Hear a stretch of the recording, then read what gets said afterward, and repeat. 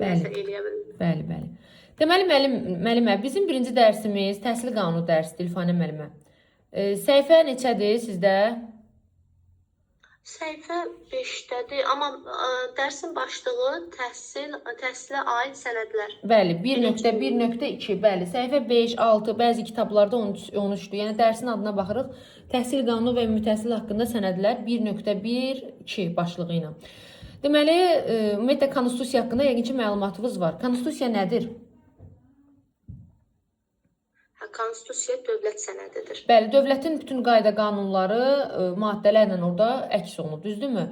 Deməli, orada maddə 42 təhsil haqqında sənədlərdir, təhsil hüququdur və orada maddələr var.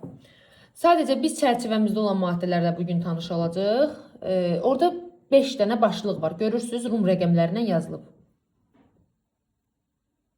Hər bir vətəndaşın təhsil almaq hüququ var.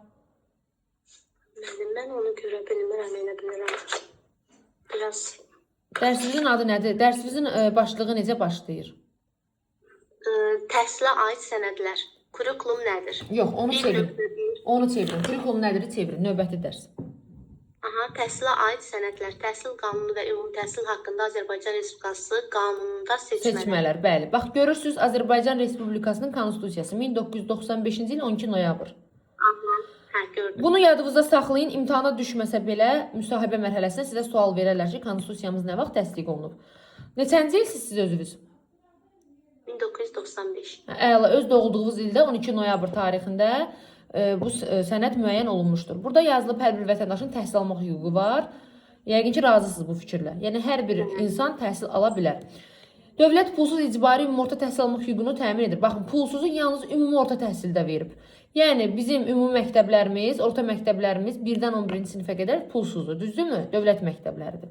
Bəli. Təhsil sisteminin dövlət tərəfindən nəzarət edilir. Bu da nə deməkdir? Baxın, görürsünüz, məktəbə bir problem olan kimi həmən biz müəllim və yaxud da şagird, valideyn yığır Təhsil Nazirliyinə şikayət edir və yaxud da öz iradlarını bildirir, təkliflərini bildirir.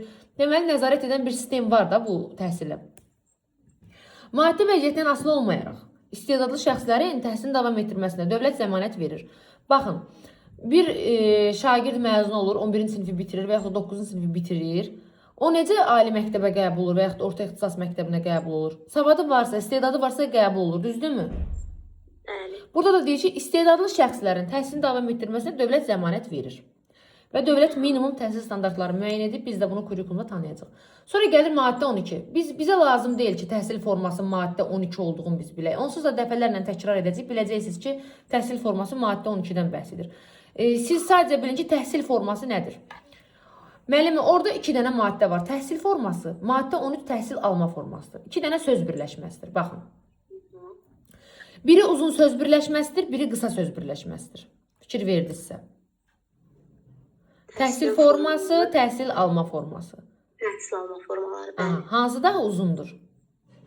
Maddə 13 təhsil alma formaları. Bəli, elə maddə 13-ün də zaten içində olanlar daha uzundur. Təhsil forması nədir? Təhsil forması 3 yerə ayrılır. Təhsilin formaları hansılardır? Formal, informal, qeyri-formal. Formal dövlət sənədinin verilməsi ilə yekunlaşan təhsildir. İndi soruşuram sizdən. 11-ci sinifi bitirən şagird nə alır? Attestat alır. Attestat alır. 9-cu sinifi bitirən şagird nə alır? Şəhadətnamə alır. Şəhadətnamə alır, bəli. Bunlar hamısı dövlət sənədi hesab olunur? Bəli. Bəli, dövlət sənədi hesab olunur. Aldığı təhsil. Yaxşı. Kollec bitirən şagird diplom alır? Bəli. Subakal alır. Aha, bəli. Dövlət təhsil sənədində, düzdürmü? Və yaxud da universitet bitirən şagird diplom alır. Bunlar dövlət təhsil sənədləridir. Bəs tutalım, Alfa kursu, Avropa kursu, Kaspi kursu, sizin ətrafınızda var da yəqin kurslar, ailələr uşaqlarını göndərir. O kurslar şagirdə sonda sənəd verir ki, yəni bu 3 ay, 3 il, 5 il buranı yekunlaşdırdı. O sənəd, təhsil sənədi hesab olunurmu? Məncə olunmur. Olunmur. Bəli. Çünki dövlət müəssisəsi deyil, ora özəl müəssisədir. Yəni dövlət müəssisələrini bitirən şagirdlərə formal təhsil deyirlər. Ümumiyyətlə o təhsil alma forması formaldır, təhsil forması. Amma digər kurslar, dərnəklər, fərdi məşğələlər hal-hazırda bizim hazırlığımız qeyri-formaldır. Çünki mən sizə sonda dövlət sənədi verməyəcəm. Və gəlir informal. Görürsünüz informalı 12.1.3-də. İnformal. Aha. İn ingilis dilində içində və özündə deməkdir. Yəni özlü təhsil yolu ilə özün öz kitabı götürürsən, heç kimdən kömək almadan, heç bir repetitordan, hazırlıqdan, nə bilim, təlimdən kömək almadan özün nəyisə öyrənirsənsə, bu olur informal. Aha, özünü təhsil. Bəli, təhsilin forması 3 dənədir: formal, qeyri-formal, informal. Hansı kurslar, dərnəklər, məşğələlər oldu? Kaspi dediniz. Yox. Formal təhsil formasında hansı oldu? Formal, informal yoxsa qeyri-formal? Hal-hazırdakı informalda özünü təhsil yolu ilə biliklərə yiyələnməsi. Yaxşı, müəllimə, baxın mən sizə deyirəm. İndi biz hazırlıqdayıq da sizlə, düzdür? Nəsə sizə öyrədirəm. Hansı təhsil formasıdır bu 3 dənədən? Qeyri-formal. Bəli, qeyri-formal. Övladınız məktəbə gedir? Bəli. Aha. Həmin şagirdin təhsil forması necədir? Hansı forma? Formaldır. Bəli, formaldır. Əla. İnformalda bildiniz, özünü təhsil yolu ilə biliklərə yiyələnmək. Aha. Sonra gəlir təhsil alma. Dedik təhsil forması balaca söz birləşməsidir. İçində 3 dənə var maddə. Amma təhsil alma formasında əyani, qiyabi, distant, sərbəst, eksternat, bax bunlar var. Əyani qiyabını bilirsiniz yəqin ki nədir? Yəni gedib təhsil alma formasıdır. Qiyabi uzaqdan təhsil formasıdır. Yəni ayda ildə bir dəfə gedirsən, getmirsən. Distant məsafədən təhsildir. Baxın, o Emin Əmrullayev təzə bir çıxışında təzə bir fikir bildirib ki, bəzi məktəblər var ki, orada uşaq sayı azdır, boş-boş müəllimlərə pul verir. Həmin bəzi məktəblər distant olacaq. Yəni məsafədən, online. Aydındır? Hansı ki, Azərbaycanda daha öncə distant təhsil olmayıb. Sonra gəlir eksternal təhsil, digər adı sərbəst təhsildir. 2 funksiyanı yerinə yetirir. O funksiyalarda nədir? Mən sizə deyəcəm. Birinci loru dillə deyirəm. Sonra elmi dildə deyəcəm mən sizə. Eşitmişsiniz deyirlər filan kəsin uşağı çox savadlıdır, 3-dən 5 atdılar. Olubdu. Məktəbimizdə də olubdu. Bəli. Və yaxud da illər əvvəl 8-ci sinifi bitirib 9-u oxumayıb, amma illər sonra gəlib şəhadətnamə alır. Müxtəlif səbəblərdən təhsil ala bilmir, sonra davam edir. Bəli. Yəni nəsə bir problem baş verib, oxuya bilməyib, təhsilini davam etdirə bilməyib, müəyyən bir pilləyə qədər oxuyub, amma ona lazımdır şəhadətnamə və yaxud ona lazımdır, necə deyim, attestat. Gəlib bəli, buraxılışlarla birlikdə buraxılış imtahanı verir və sənədini alır. Deməli, eksternal təhsilin 2 funksiyası var. Müəyyən səbəblərdən, müxtəlif səbəblərdən təhsildən yayınan şəxslərə təhsilin davam etdirməsinə imkan yaradır və yaxud da təhsil səviyyəsini vaxtından öncə bitirməyə şərait yaradan təhsil alma formasıdır. Sonra var evdə təhsil, fərdi təhsil. Evdə təhsil xəstə uşaqlara şamil olunur. Fərdi təhsil isə şagird ya çox savadlıdır, ya da şagirdin müəyyən boşluqları var, tutalım bir neçə müddət dərsə gəlmir, müəllim o boşluqları doldurmaq üçün olimpiyadaya hazırlayır, hansısa bir yarışa hazırlayır, ona fərdi şəkildə məşğul olur. Yəni evdə təhsil alan uşaq daima evdə təhsil alır. Bu xəstədir, qüsurludur, inklüziv şagirddir. Amma fərdi təhsil bir müddət olur, daimi olmur. Bir də var stasionar təhsil. Stasionar təhsil kitabda qeyd olunmayıb. Xəstəxana şəraitində o aparılan təhsil alma formasıdır. Bu da xəstəxanaya ən yaxın məktəbin müəllimləri seçilir və həmin şagirdlər təhsil alır. Aydındır müəllimə? Təhsil alma formasından bax nə yadınızda qaldı? Əyani, qiyabi, distant, sərbəst. Sərbəst 2 cürə dediniz. Yəni müxtəlif səbəblərdən ümumi təhsildən kənarda qalanlar üçün və bir də dediniz ki, 9-cu sinifdə oxuyub, amma 8-i oxuya bilməyib və yaxud da ki, 8 oxuyub, 9 oxuya bilməyibdir. Öz həmyaşıdları ilə birlikdə gəlir, imtahan verir, sənəd ala bilir. Bəli. Sonra ümumi təhsildə orada maddə 17-də. Maddə 17-yə baxın zəhmət olmasa. Təhsilin pillələri və səviyyələri. Bəli, təhsilin pillələri və səviyyələri. Demək, Azərbaycan Respublikasında siz hansı şəhərdə yaşayırsınız ümumiyyətlə? Ağcabədi. Ağcabədi. Binalar var orada? Var. Neçə mərtəbədir binalarınız? 5 mərtəbədən. 5 mərtəbə. Elə Azərbaycan təhsilində də təhsil pilləsi 5 dənədir. 5 təhsil pilləsi var. Birinci uşaq harda sosiallaşır? Bağçada. Bağçaya deyirik məktəbə qədər. Məktəbə qədər. Sonra biz gəlirik, bax siz harda müəllim işləyəcəksiniz? Məktəbdə. Bəli, ora deyilir ümumi təhsil. Niyə görə ümumi təhsil deyilir? Bəzi məktəblər 9 illikdir, bəzilər 11 illikdir, bəzilər yalnız ibtidai sinif kənd məktəblərində var, 4 illikdir. Yəni biz bilmirik də hansı məktəb hansı illikdir, ona görə deyirik ümumi təhsil. Ümumi təhsilin də özünün səviyyələri var, danışacağım indi. Sonra ümumi təhsili bitirən şagird ən aşağı savadla, bacarıqla hara daxil ola bilər? Peşəyə. Bəli, 4-cü gəlir peşə. Ondan bir pillə yuxarı savada malik şagird hara daxil ola bilər? Məsələn, texnikuma gedə bilər. Texnikuma daxil ola bilər, bəli, orta ixtisas deyilir və sonuncu ali təhsil. Baxın, orta ixtisas sözü, yəni kollec bitirən şagird hansısa bir ixtisasa sahib olur, düzdürmü? Bəli. Yəni orta ixtisas deyən kimi birinci kollecdir. Çünki orta təhsil də var, orta təhsil məktəbin içindədir, ümumi təhsilin içindədir. Yəni orada şagird heç bir ixtisas almır, sadəcə orta təhsili bitirir və şəhadətnamə alır. Amma orta ixtisas kollecdir. Sonra məktəbə qədər sözünə baxın. Məktəbə qədər, məktəbə hazırlıq deyil, məktəbə qədərdir. Bağça məktəbə qədər deyilir. Gəlirik ikinci təhsil pilləmizin adı nə oldu? Ümumi təhsil. Ümumi təhsil, bəli. Ümumi təhsilin səviyyələri var, 4 dənə səviyyəsi var. Bu da verilib deyim sizə maddə 11-də. Maddə 11-ə baxın, zəhmət olmasa. Maddə 11-də verilib. Ümumi təhsilin 4 səviyyəsi var. Məktəbə hazırlıq. Baxın, məktəbə qədər ilə məktəbə hazırlığı qarışdırmayın. Biri pillədir, biri səviyyədir. Məktəbə qədər bağçadır. Məktəbə hazırlıq isə artıq məktəb binasının içində olan 5 yaşlılar nəzərdə tutulur.